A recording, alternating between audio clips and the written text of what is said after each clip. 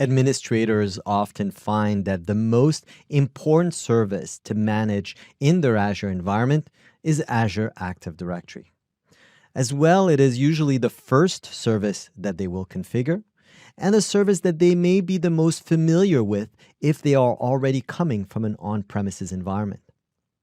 On-prem environments had or have still Active Directory.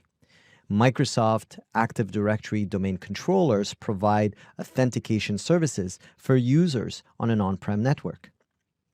In the Azure cloud, Azure Active Directory provides the same functionalities, though not utilizing the traditional domain controllers you would find on a network, but rather utilizing a central authentication and authorization service.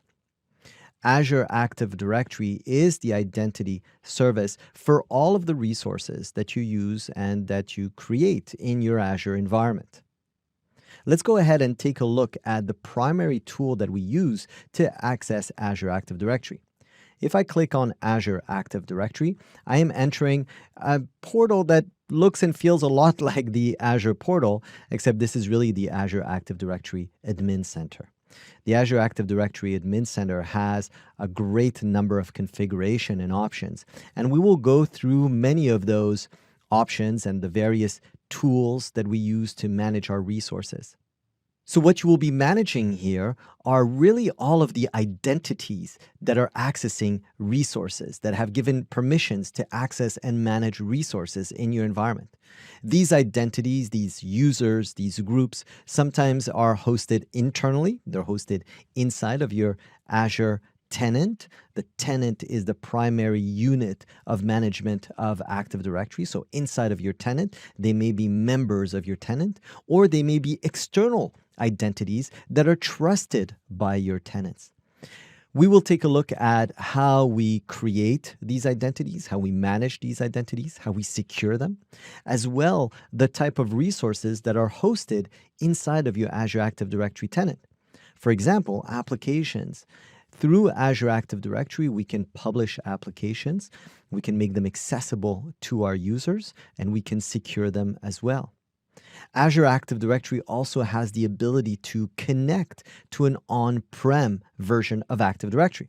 Active Directory Domain Services, again, the one that I mentioned that uses domain controllers to provide authentication services on an on-prem network. Well, I can connect to that on-prem solution and create a hybrid connectivity of Active Directory, providing access to resources for identities that are hosted on premises inside my Active Directory domain controllers, and providing access also to identities that are hosted inside my Azure Active Directory tenant. So we can create this hybrid environment and provide seamless access to all of our users across both networks and both entities. So in the multiple videos in this chapter, we will look at how to implement, how to secure, and how to optimize Azure Active Directory. In this course, we focus on Azure Active Directory, the identity provider through Azure. However, Microsoft is going through a rebranding process of everything related to identity inside of the cloud products. Azure Active Directory is being rebranded as Azure Active Directory, part of Microsoft Entra. Microsoft Entra is essentially the same product as Azure Active Directory, plus some additional functionalities that are being added. Most of these functionalities have been part of Azure already, but they are being blended together into Entra to provide a complete, seamless, integrated experience for everything that relates to identity. So I'm going to give you a little overview into Microsoft Entra.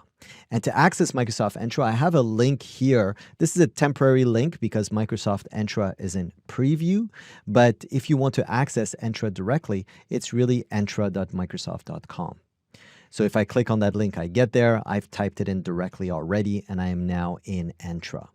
So in Entra, I'm looking at Azure Active Directory, the same Azure Active Directory that we have as part of the Azure Active Directory Admin Center with our users and groups.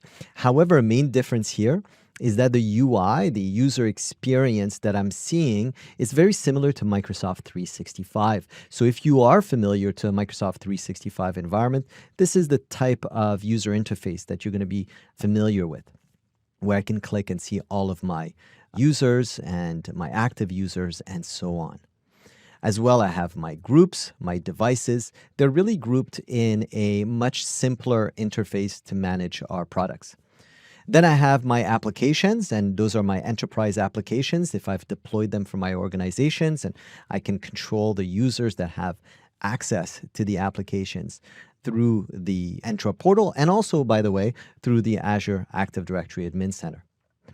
Under Protect and Secure, this is where I have some more advanced settings of security, and we look at those a little bit more in detail later on in this course. But you'll notice that when you click some of these links, sometimes the UI hasn't been updated on the right blade. The right blade still shows a similar UI that we would see inside of the Azure Admin Center. So really, this is a transitional period. What I'm showing you during this recording of this course may have changed by the time you view this course.